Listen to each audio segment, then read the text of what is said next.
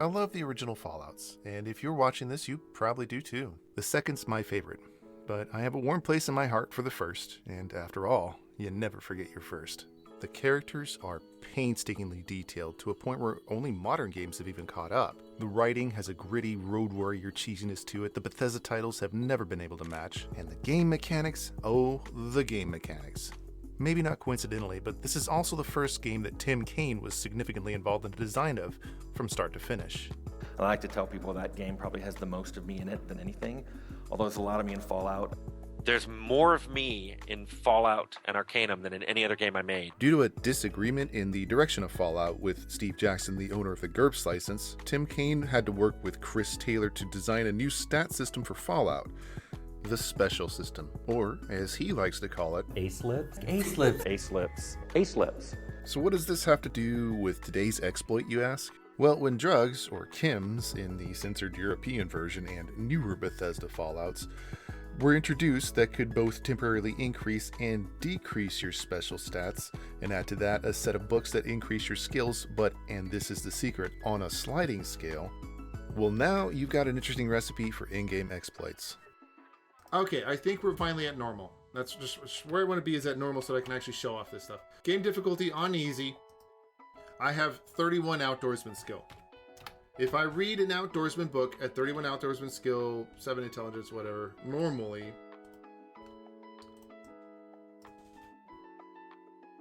an outdoorsman's book will take my skill from 31 to 37%, right? How much does Tandy weigh? I don't know. I don't think she weighs anything. 10 pounds. She weighs 10 pounds. She's a pretty light little person. Okay, so I gained 6 skill points there, right? However, if I change the difficulty to hard, I gain 6 skill points at 31%, right? If I change it to hard, I'm at 1%. And if at 1% I read an outdoorsman's skill book, I gained 9 skill points instead of 6, right? So it went from 31 to 37 last time. This time it goes from 1% to 10%. And then if I change it back to easy again, I now have 40 instead of 37% right there, see? Does not apply to the guns and ammo book. That's the only one it doesn't apply to. And the reason it doesn't apply to that is because changing the game difficulty does not change your weapon combat skills. What does change your combat skills is, for instance, this is 35% plus agility. But my agility starts at 10. Well, since small guns is 35% plus agility, you can drop a few percentage points off just by taking some drugs, taking some buff out, which adds 2 agility at a time. And then resting until, what, 6 hours? Will that do it? Resting until you lose all that agility. And now I'm at 1. So my small guns is 26%. For those of you who are interested, for those of you who like Fallout 1 and Fallout 2, this is the same exploit. I use drugs to get my agility down to 1. It's normally 10, but I use drugs to get it down to 1. I use drugs and the withdrawal effects of drugs to get it down to 1. So that dropped my small gun skill down to 26%, right? And I have 29 of these books. The trick is you just don't leave your inventory screen while you do this. So your stats won't change. But if you do leave the inventory screen after a couple of these, 3? There we go. Your stats will all go back up. And then I have back up to 6 agility again, and then the small guns pops back up again to 50%. Well, I started out with like 30-something% of my small guns, but 26%, agility 1. Let's just run through them all. Just stay in here. Don't leave the inventory screen. Use them all up all at the same time. And you get like, I think 20%, I think it's 7 points. And in the 30s, it's 6 points. And in the 40s, it's 5 points. Something like that. And then 50s are 4, 60s are 3, etc., etc. 70s are 2, 80s are 1 up to 91, and 91's the max you can get it. Don't worry so much about the addiction effects for the first Fallout since they disappear 7 days after the withdrawal effects start, so a total of about 9 days, give or take. The only exceptions are Jet and Fallout 2, and maybe if the game bugs out, which has happened to me. Alright, so I had 29, I think, of those. I think I've used 19. I'm at 91% already, right? In fact, let me take my agility down to 1 again. I have 12 of these left. So if I take 1, 2, 3, and I wait, what, 6 hours, is it? There we go. I lost 3 agility. There we go. I'm down to, okay. So my small guns is 84%, so that's as low as I can get it to go. Okay, so that's 7 more of these skill books I can use max to get myself down as far as I can go, or up as far as I can go to 91% small guns. Oh my god, my small guns is 95%. Of course it is, because my agility went back up to normal, and that added the agility points that I lost before. But anyway, there we go. That's basically what you do.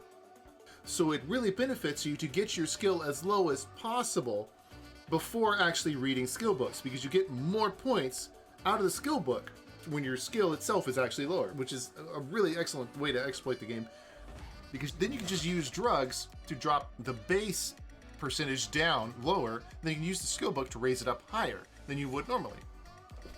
This is more effective in Fallout 2 because stats contribute more to skills. Yes, that's true.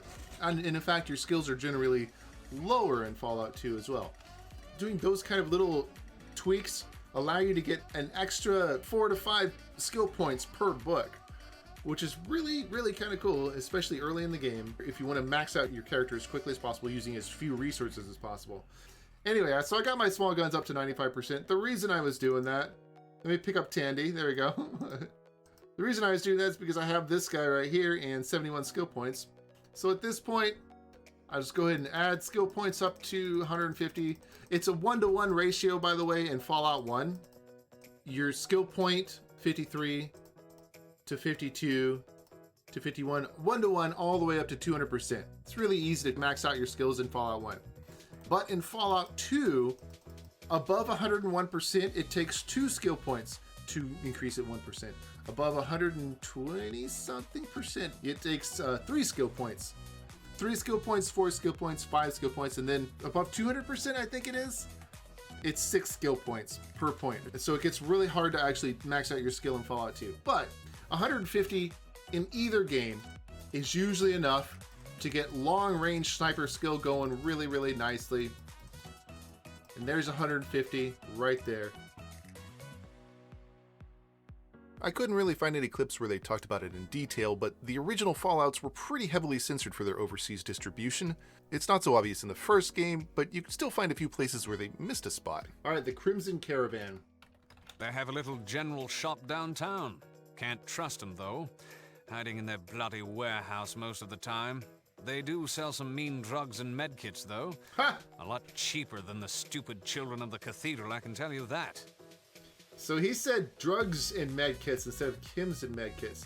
This is one of the many places where the word drugs was replaced by the word chems, so that they could get past some ESRB rating or something like that. And I think it was not for the US that they made those changes for. I think they made those changes for the European version, which, by the way, the Steam version, and I'm pretty sure also the GOG version currently, is the European version, not the original US version, sadly. So children are missing and a lot of edits like this, and several of the Fallout Boy card captions have been changed, and a couple of the more interesting ones removed because of the requirements to release it in Europe, which is too bad. And I don't know why Bethesda decided to do that. But you can get a mod that reinstalls all the stuff that they cut back into it. Fixed mod does that, but that's what you got to deal with here. Now, I know I covered this in the previous episode, but I felt like I should point out the calendar inconsistencies for this next quest as well. Alright, since the ghouls are going to be dead anyway, since they die on the 25th of March, I may as well go to Irwin's farm real quick. And I want to show you something else, last bug of for the hub. At this point, I have 69 days left on the water chip, but it's also 28 March 2162. So if I go to Irwin's farm here, maybe I can help. Yes, here we go. It only took 1 day, 69, 68, but it took 7, 8, 9 days, 28 March, April, yeah. Sorry, 10 days. It took 10 days to get here, but it only takes 1 day off of your water chip.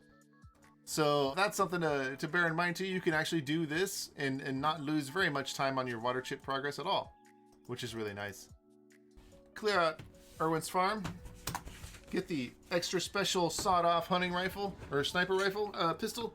The reason I'm showing you all this is because you shouldn't be afraid to do side quests with the water chip timer still running. The game was thankfully patched to the point where it actually works pretty well around that.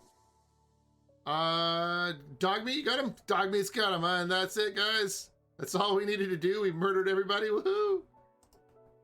And it'll automatically transport me back. Which, by the way, once again, 60 days left, 15 April. Let's see how long it takes now.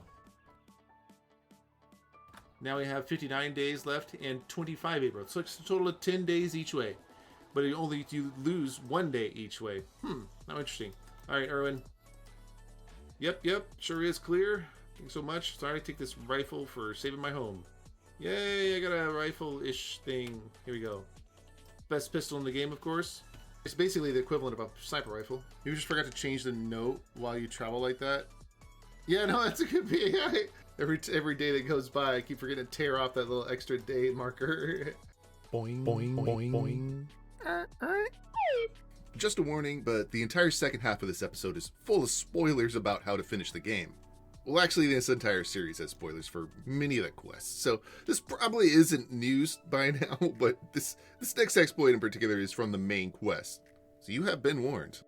Alongside the infamous water chip timer, the devs decided to include a hidden mutant invasion timer that destroyed towns as time passed if you didn't progress through the game quick enough. When it first came out, there was a game timer in it. The player to finish the first quest in a set time or the entire game would fail. While this event does have potential for storytelling, it wasn't integrated very well since the player could easily miss the chains and just find a bunch of dead towns with no idea that anything had happened. Since they die on the 25th of March, the devs did attempt to patch it out. Because the first patch was just like, if you had told a whole bunch of people that you were from the vault and that you were looking for water, this timer started that no one knew about, And they would that come the and raid. mutants were going to come destroy your vaults. And so that was the first one we removed.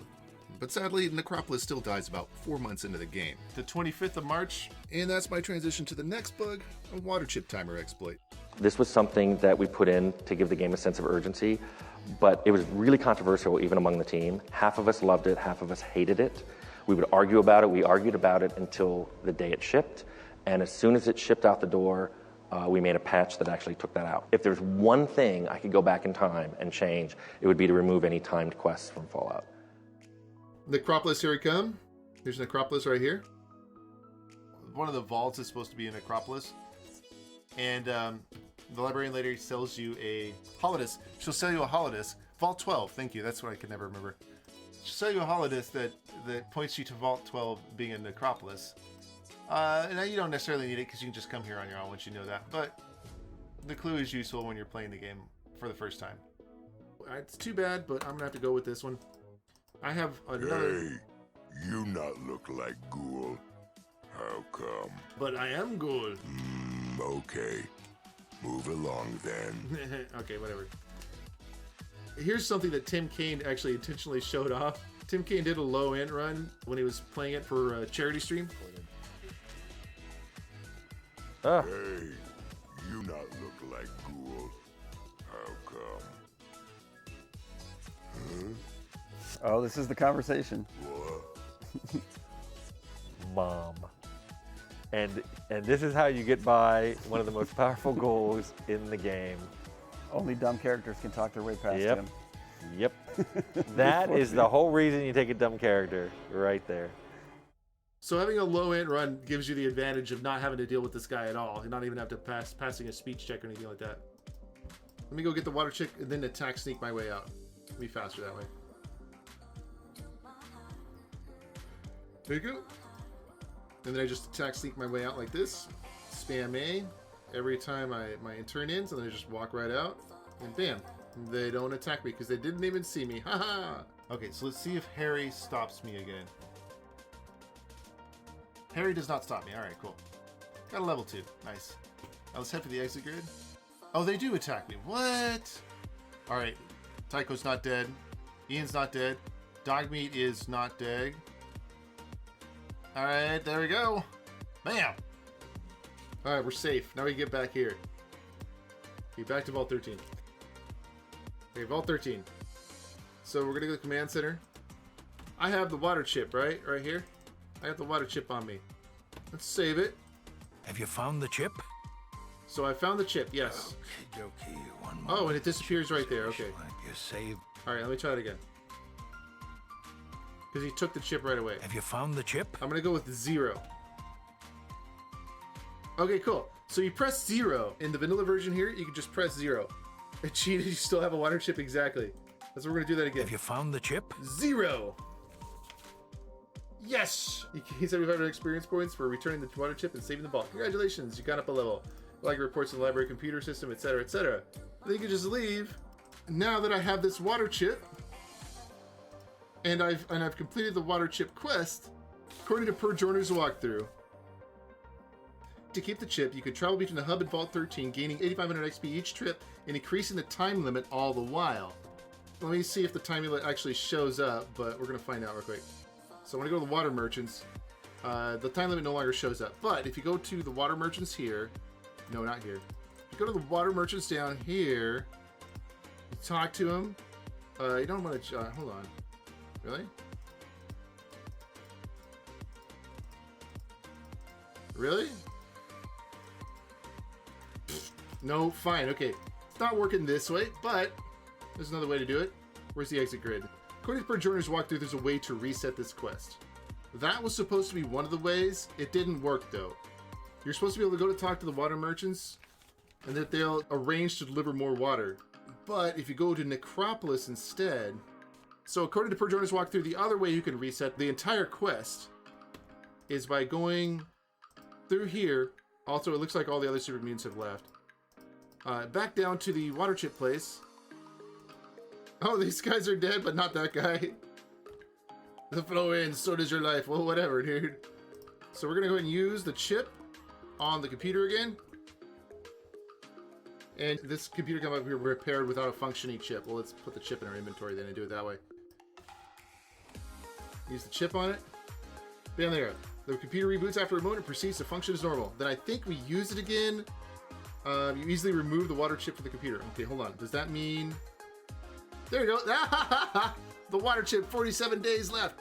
However, so I have the quest started up again, right? And we're going to increase the time limit by going to the water merchants. So there is a way, but it does require you to have the chip, unfortunately. But there is a way to get infinite amount of time, at least as far as the... not for the invasion timer, unfortunately, because I think the invasion timer is independent.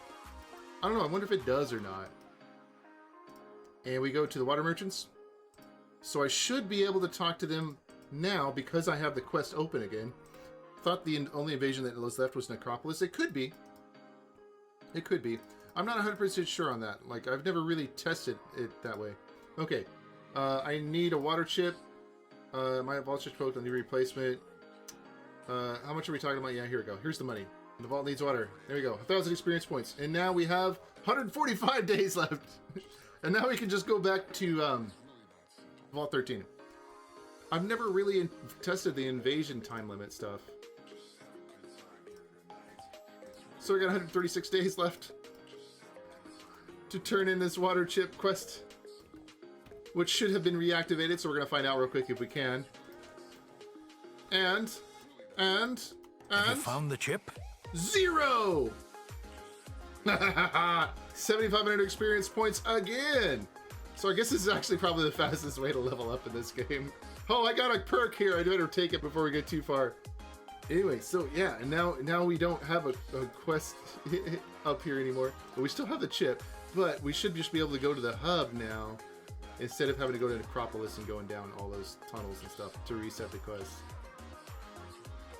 But whatever. Water merchants. So we should be like around 130 days. So once we do this, it should give us 200 something days, right? So we have nothing here. We talk to her. Here's the money. Vault needs water. Done. Okay, got 1,000 experience points. Oops. There we go. 236 days. Look at that. Exactly. And then we can just go back and forth and back and forth. And that's exactly... that's exactly the bug I wanted to exploit here. So that is the water chip bug. So you can get infinite... First of all, infinite XP as long as you're willing to walk back and forth a bunch of times. So you can get infinite time added to your quest. Probably should get 1,000 plus days. Yeah, that's a good idea. Well, 1,000 days, huh? You know what that means. It's time for a montage!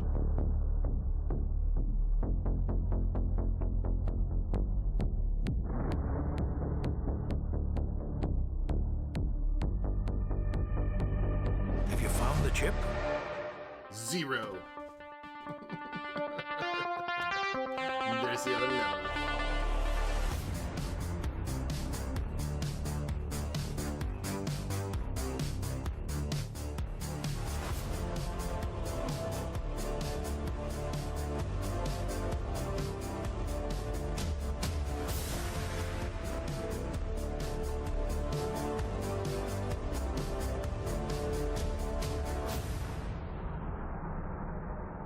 I don't know. Please, the chip.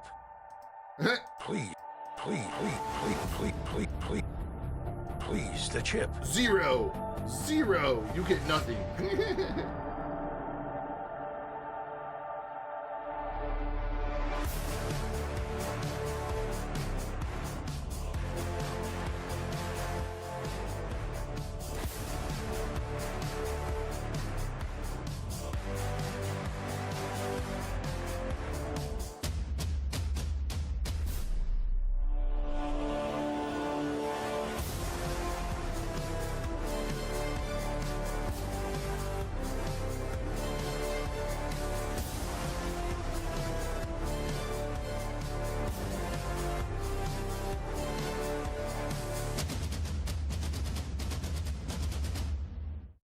So there we go, 1,078 days.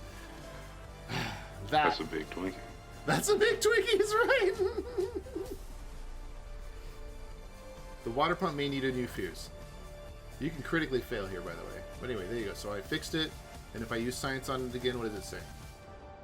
The water pump may need a new fuse. Okay, there you go. So I have 105% in energy weapons, right? Let me tag it real quick. 200%, baby! Yeah! That's maxed out for Fallout 1, by the way. So I got my small guns to 150%, and I got my energy weapons to 200. That easily. This does exactly the same amount of damage as this one in the vanilla version of this game, because they straight up didn't change them. Armor piercing and jagged hollow point do exactly the same damage as each other. They're not any different at all.